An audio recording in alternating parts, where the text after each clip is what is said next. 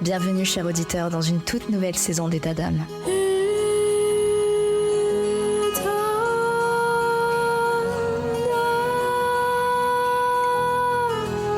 État d'âme vous fait vivre des moments forts avec des témoignages de femmes exceptionnelles et des conseils précieux de spécialistes de santé.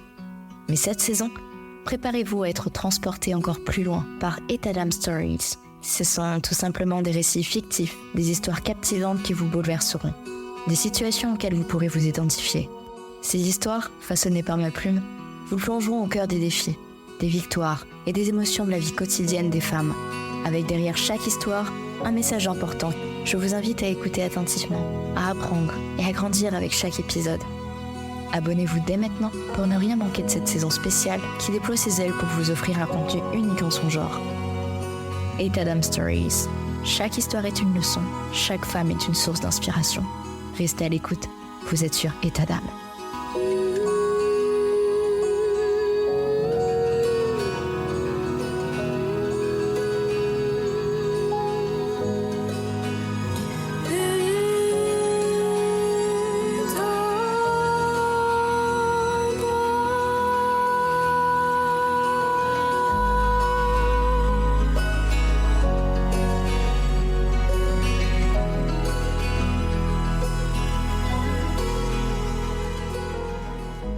Bonjour à tous et bienvenue sur État d'âme. Aujourd'hui, nous plongeons dans le récit extraordinaire d'Elisabeth, une femme qui a affronté des montagnes médicales.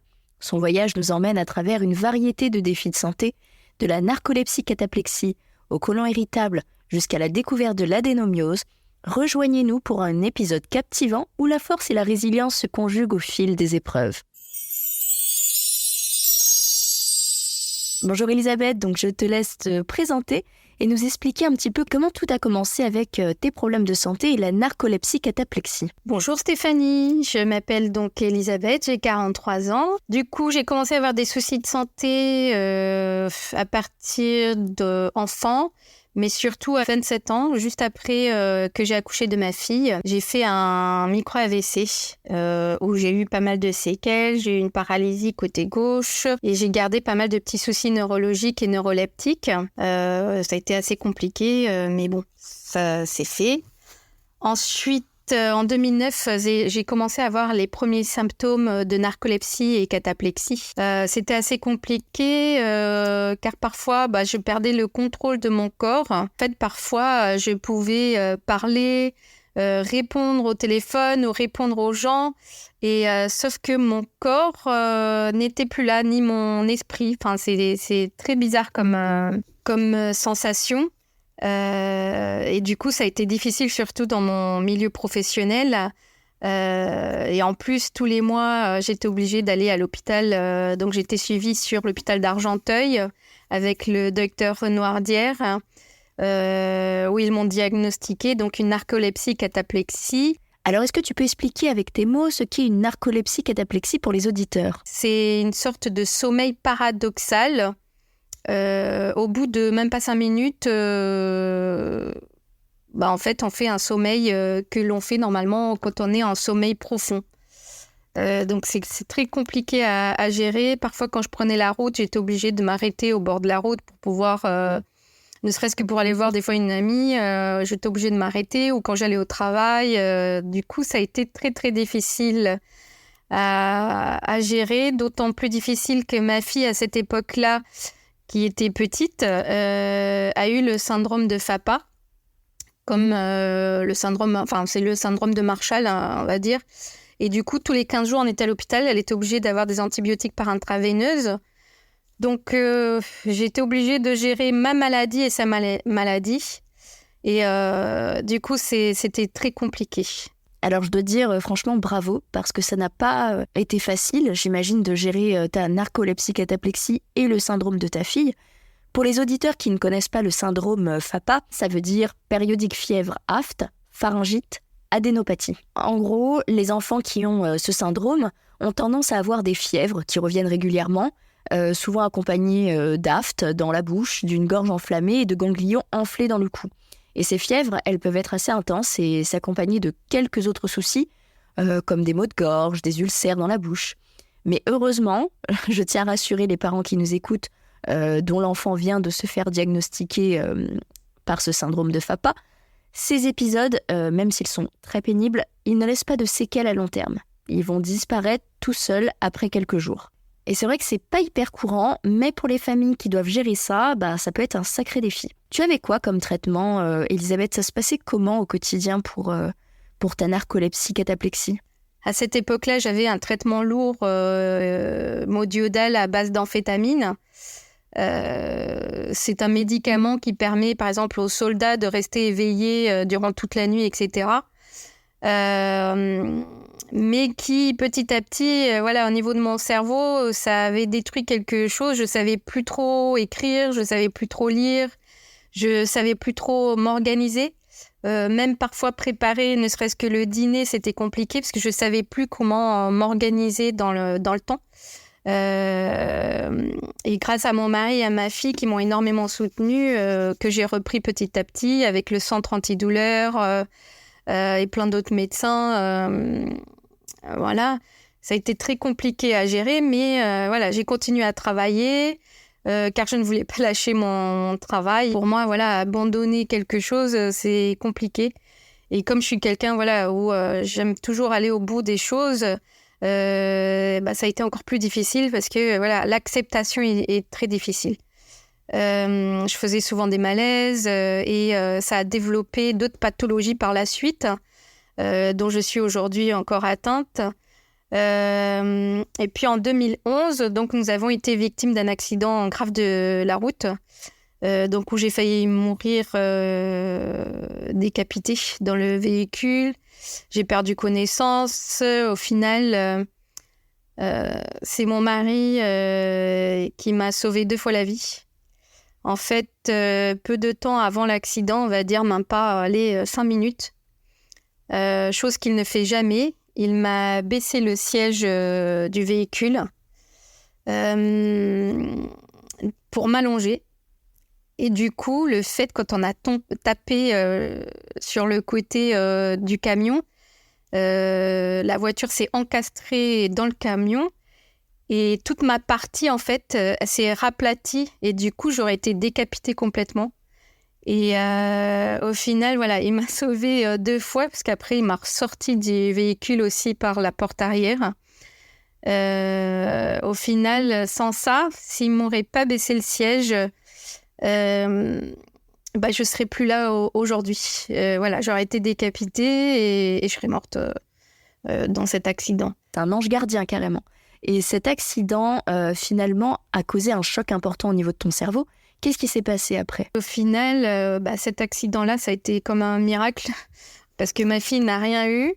Mon mari a été quand même touché, mais ça va.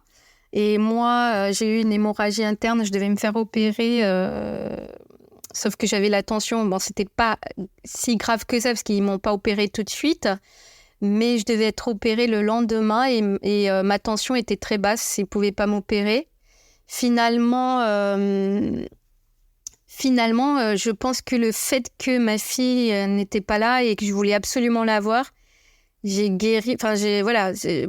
Mon esprit a fait que j'ai guéri assez rapidement.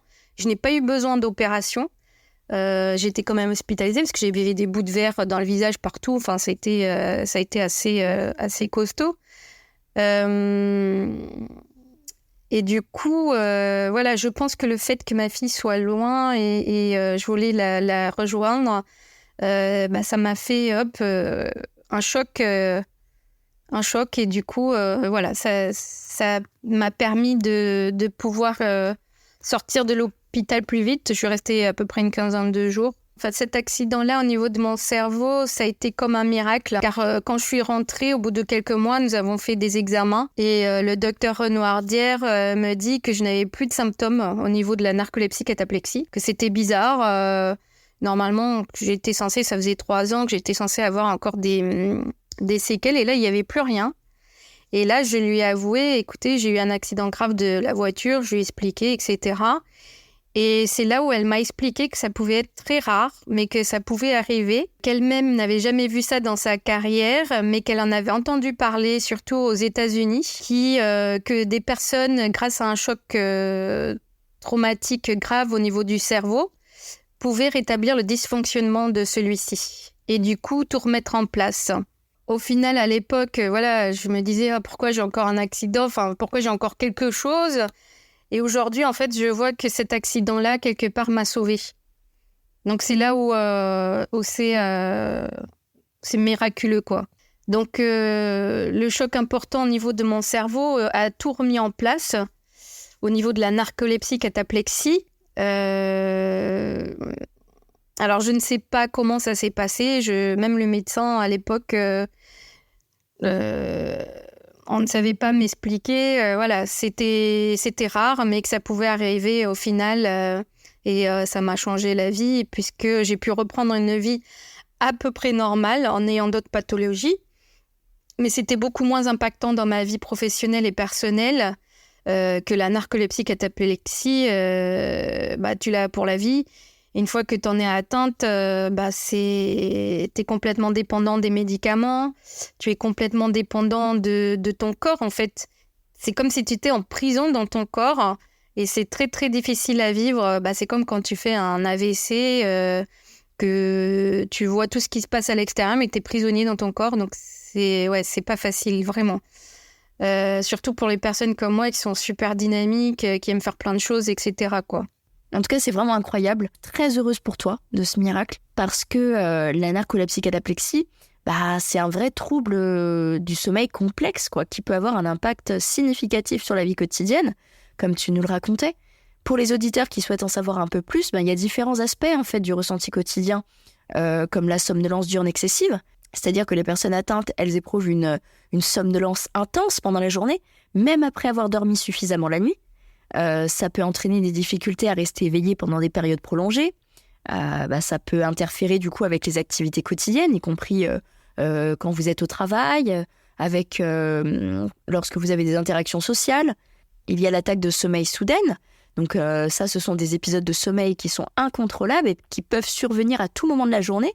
Et ces attaques de sommeil, en fait, elles peuvent être si puissantes qu'elles rendent difficile, voire impossible pour la personne de rester éveillée. Vous avez la cataplexie, donc c'est une perte soudaine de tonus musculaire qui est déclenchée en fait par des émotions fortes. Ça peut être la joie, la colère, l'excitation, et ça peut se manifester en fait par une faiblesse musculaire légère aussi, une perte de contrôle des membres. Vous pouvez chuter, faire une chute complète. Et ces épisodes en fait peuvent être déconcertants déjà, parce que c'est compromettant. Ça compromet votre sécurité avant tout. Vous avez les problèmes de concentration et de mémoire, parce que ces troubles du sommeil, ça influence la capacité à se concentrer et à mémoriser des informations. Il faut savoir que la narcolepsie cataplexie, elle peut entraîner des difficultés cognitives, et ça peut affecter le travail, les études et d'autres aspects de la vie quotidienne. Vous avez aussi l'isolement social, en raison des symptômes imprévisibles. Parfois, c'est embarrassant, les personnes atteintes peuvent se retrouver à éviter certaines situations sociales, justement par crainte de la stigmatisation ou des malentendus. Il y a aussi un impact émotionnel, c'est-à-dire que avec les défis liés à la gestion des symptômes, en particulier la cataplexie, ça peut avoir un impact émotionnel significatif, quoi. La frustration, la colère, la tristesse, l'anxiété, ça peut être des réponses courantes à la vie quotidienne avec la narcolepsie cataplexie. La narcolepsie cataplexie, bien évidemment, ça peut varier d'une personne à l'autre, et certains individus peuvent trouver des stratégies pour atténuer les effets de la condition dans leur vie quotidienne. Il y a le soutien médical, la compréhension de l'entourage et des ajustements dans le mode de vie qui peuvent contribuer à améliorer la qualité de vie de ces personnes. Alors on va changer complètement de sujet. Tu as également la maladie du côlon irritable, le syndrome du côlon irritable. Donc c'est quoi au quotidien ? Est-ce que tu peux nous expliquer un petit peu ? Alors, pour parler du côlon irritable, donc c'est quelque chose de bien chiant, étant donné que il y a des phases de constipation, des phases de diarrhée. Et c'est vrai qu'au niveau professionnel, c'est pas évident à gérer, étant donné que moi, j'ai un métier où je suis en rapport avec la clientèle. Et du coup, j'étais obligée souvent de m'absenter pour aller aux toilettes, etc. Et du coup, souvent, les collègues ne comprennent pas, ils veulent pas venir te remplacer. C'est très compliqué à gérer. Mais bon, j'ai quand même eu la chance que mon travail m'a permis d'adapter mon poste. Et au final, aujourd'hui, je gère beaucoup mieux la pathologie. C'est plus facile pour moi à gérer et à accepter. Du coup, les moyens que j'ai mis en place sont de faire attention à l'alimentation, le gluten, le lactose, dont je suis intolérante, le fructose, il y a pas mal de choses. Tout ce qui est les laitages à base de lait de vache, il faut éviter. En fait, il y a pas mal de petites choses que l'on peut mettre en place nous-mêmes, car notre santé est parfois dans notre assiette. Et je pense que nous avons tous une capacité à nous auto-guérir. Je lis énormément de livres, énormément de choses, et j'apprends pas mal de choses sur la vie, de notre capacité à nous auto-gérer, à nous auto-guérir, et j'essaie du coup de me soigner un maximum, donc à base de plantes, à base de produits naturels, etc. Alors tu fais très très bien parce que une alimentation saine, ça peut souvent contribuer à soulager les symptômes du syndrome du côlon irritable. Après, chaque personne réagit différemment aux aliments, mais en général, les conseils qui peuvent aider, souvent ce qui ressort, c'est les aliments riches en fibres, qui peuvent être assez bénéfiques pour réguler les selles, soulager la constipation ou la diarrhée, associés justement à ce côlon irritable. Les fruits, les légumes, les légumineuses, les céréales complètes, ça aussi c'est une bonne source de fibres aussi. Vous avez tout ce qui est certains aliments qui peuvent déclencher des symptômes, ça il faut les éviter. Ça peut être utile de tenir un journal alimentaire pour identifier les déclencheurs. Ça peut être des produits laitiers, le gluten, comme tu disais, les aliments épicés, les édulcorants artificiels, et d'ajuster l'alimentation en conséquence. Il y a aussi comme conseil de fractionner les repas, donc c'est-à-dire manger de plus petites portions plus fréquemment au lieu de gros repas. Ça peut aider aussi à réduire la pression sur le système digestif et à minimiser les symptômes. Il faut bien s'hydrater aussi en buvant suffisamment d'eau. Ça, c'est très important pour maintenir une digestion saine. Ça peut aider à prévenir la constipation, qui est un symptôme fréquent du syndrome du côlon irritable. Vous avez aussi les aliments anti-inflammatoires qui peuvent aider à apaiser l'inconfort. Ça inclut des aliments riches en oméga 3, donc vous avez les poissons gras, les noix, graines de lin. Vous avez les herbes aussi et les épices anti-inflammatoires comme le curcuma, le gingembre. Il y a aussi des probiotiques que l'on trouve dans les yaourts fermentés. La choucroute, le kéfir et les suppléments peuvent aider à maintenir en fait un équilibre sain de bactéries dans le système digestif. Et bien évidemment aussi, il y a la limitation des aliments gras. Donc il faut réduire la consommation d'aliments riches en graisse qui peut aider à atténuer certains symptômes, en particulier ceux associés à la diarrhée. Donc les réponses alimentaires, il faut savoir que ça varie d'une personne à l'autre. Donc ce qui fonctionne pour une personne peut ne pas fonctionner pour une autre. Donc c'est pour ça qu'il est toujours recommandé de consulter un professionnel comme un nutritionniste ou un gastro-entérologue pour élaborer avec lui un plan alimentaire adapté à vos besoins spécifiques et pour exclure, bien évidemment, d'autres causes possibles des symptômes que vous pourriez éprouver. Alors Elisabeth a fait la découverte récente de l'adénomiose. Donc l'adénomiose, c'est une condition médicale qui affecte l'utérus, caractérisée par le déplacement du tissu endométrial. Donc le tissu endométrial, en fait, c'est la couche interne de l'utérus, normalement expulsée pendant les règles, dans la paroi musculaire de l'utérus appelée le myomètre. Et en fait, ça crée des zones de croissance anormale du tissu endométrial à l'intérieur du muscle utérin. Ça va entraîner en fait une hypertrophie de l'utérus, souvent décrite comme une augmentation de la taille de l'organe. Ces zones de croissance anormale, elles peuvent provoquer une inflammation locale et des changements structurels dans la paroi utérine. Vous avez comme symptômes les plus courants de l'adénomiose les règles douloureuses, donc dysménorrhée, un élargissement de l'utérus et parfois des saignements menstruels très abondants. Et cette condition, elle peut également contribuer à des troubles du cycle menstruel et à des difficultés de fertilité. Donc les mécanismes exacts qui conduisent à l'adénomiose, ils ne sont pas complètement compris, mais des facteurs hormonaux et inflammatoires semblent jouer un rôle important dans ça. Donc l'adénomiose, elle peut coexister avec d'autres conditions utérines, telles que les fibromes utérins, mais elle est distincte de vraiment ces deux choses différentes. Donc le diagnostic de l'adénomiose, il est souvent confirmé par des examens d'imagerie, échographie, IRM, bien que la confirmation définitive puisse nécessiter une analyse histologique du tissu utérin prélevée lors d'une biopsie. Le traitement de l'adénomiose dépend de la gravité des symptômes et des projets de reproduction de la personne. Donc les options peuvent inclure des approches médicales, chirurgicales ou une combinaison des deux et sont généralement déterminées au cas par cas. Donc Elisabeth, est-ce que tu peux nous partager comment ce diagnostic a changé ta perspective sur ta santé? Comment tu vois les choses désormais? Ça a été un petit peu compliqué. En fait, j'ai toujours souffert de maux de ventre, surtout pendant les périodes de règles. Je pense que beaucoup de femmes se reconnaissent là-dedans. C'était une catastrophe. J'étais souvent au lit couchée, je faisais souvent des malaises, etc. Ma fille, je pense c'est héréditaire, c'est pareil. Mais bon, comme j'ai vécu pas mal de choses assez importantes au niveau de ma vie, notamment des traumatismes importants enfants, etc., je pense que ça m'a aidé à vivre tout ça. En plus, en 2014, j'ai dû faire un IVG, suite à un traitement que je prenais, de la dépakine.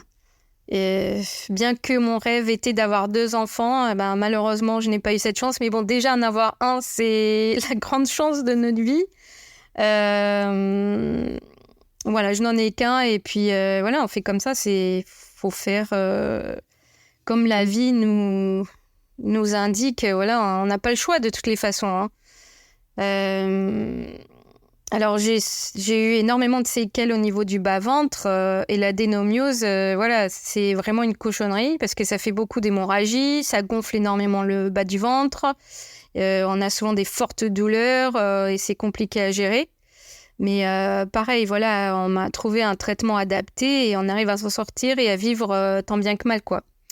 Je ne dis pas que tous les jours, ce n'est pas rose, parfois, parce que parfois, il y a des jours où t'es démoralisé, quoi. Il y a des jours, tu te dis, merde, encore un truc, pourquoi moi pourquoi encore un truc là c'est pas le moment. J'avais envie d'être tranquille, de pouvoir vivre un petit peu ma vie comme je l'entends. Et non, t'as toujours un truc qui revient. Mais je voudrais dire que on a au moins cette chance que malgré tout, on a la chance d'être en vie. Et on a la chance de pouvoir faire plein de choses. Je pense vraiment que le fait d'avoir vécu des traumatismes importants, comme perdre la vie, et où j'ai été pas mal alitée, j'étais vraiment démunie, je pouvais plus m'habiller seule, je pouvais plus marcher, j'ai dû réapprendre à marcher avec une canne, 2 cannes, je pouvais plus courir, je marchais à peine 800 mètres, je boitais tout le temps, et le fait de passer par là, par ces stades assez difficiles, ça nous fait comprendre qu'au final, le plus important dans notre vie, ce sont les petites choses simples, c'est-à-dire pouvoir se lever le matin, respirer, pouvoir bouger, jouer avec ma fille, prendre le temps, et retrouver cela comme une renaissance, en fait. Je ne dis pas que j'avais de la colère. Oui, j'étais très en colère. Je me sentais mal parce qu'au final, j'en suis arrivée au stade de burn-out. Je voulais plus voir personne, j'avais qu'une envie, c'était de m'encastrer avec ma voiture et je me disais non, j'ai ma fille, je peux pas lui faire ça, je peux pas l'abandonner. C'est pas sa faute, elle a rien demandé et je dois être là pour elle, quoi. Donc parce que notre corps arrive à un stade de fatigue et d'épuisement où on a du mal à avancer. Je veux dire, le plus important et le plus impactant, c'est de pouvoir se relever, en fait. Faire des petites choses petit à petit, pouvoir remarcher petit à petit, pouvoir se reconstruire, pouvoir aimer la vie, tout simplement. Pour moi, le plus important aujourd'hui, c'est ça, c'est profiter de la vie, même si le lendemain, je sais que je vais être couchée, ou même si je sais que je vais en souffrir parce que j'ai beaucoup de douleurs, j'ai pas mal de pathologies. Faire quelque chose qui sort de l'ordinaire, ça me fait vivre, je me sens en vie, en fait. Et je pense que j'aurais pas vécu tout ça, je ne penserais pas comme ça aujourd'hui. Et je voudrais dire à tout le monde qui passe par là, parce qu'à l'époque, je me suis sentie vraiment seule, c'est que vous n'êtes pas seul et que vous pouvez vivre des choses. C'est vous qui êtes maître et on va dire qui êtes le peintre de votre vie, qui êtes qui pouvez changer les choses. Même les personnes qui vivent des choses similaires à la mienne, Vous pouvez vous en sortir et j'en suis la preuve vivante. C'est possible d'aller de l'avant, c'est possible de faire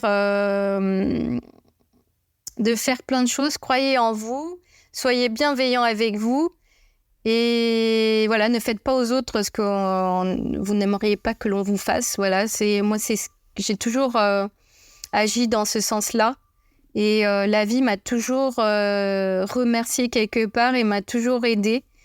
Et au final, aujourd'hui, je vois tout ça et avant, je voyais pas. Voilà. Et je vous souhaite plein d'amour à toutes et à toutes et plein de bonnes fêtes de fin d'année. Et soyez bienveillants les uns les autres. Et voilà. Eh bien, ce sont sur ces belles paroles que l'épisode s'achève. Un immense merci, Elisabeth, pour ton témoignage incroyable. Chers auditeurs, merci de nous avoir suivis. Restez connectés pour encore plus de partages inspirants. Je vous mets tout en description pour pouvoir retrouver Elisabeth sur les réseaux sociaux. Vous étiez sur État d'âme, le podcast où chaque femme est unique, mais certains parcours de santé s'entremêlent. À très vite pour un prochain épisode. Prenez soin de vous.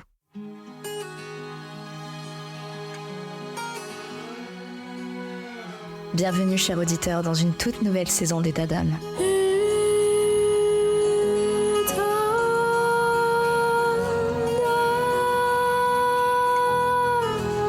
État d'âme vous fait vivre des moments forts avec des témoignages de femmes exceptionnelles et des conseils précieux de spécialistes de santé. Mais cette saison, préparez-vous à être transportés encore plus loin par État d'âme Stories. Ce sont tout simplement des récits fictifs, des histoires captivantes qui vous bouleverseront, des situations auxquelles vous pourrez vous identifier. Ces histoires, façonnées par ma plume, vous plongeront au cœur des défis, des victoires et des émotions de la vie quotidienne des femmes, avec derrière chaque histoire un message important. Je vous invite à écouter attentivement, à apprendre et à grandir avec chaque épisode. Abonnez-vous dès maintenant pour ne rien manquer de cette saison spéciale qui déploie ses ailes pour vous offrir un contenu unique en son genre. État d'âme Stories. Chaque histoire est une leçon, chaque femme est une source d'inspiration. Restez à l'écoute, vous êtes sur État d'âme.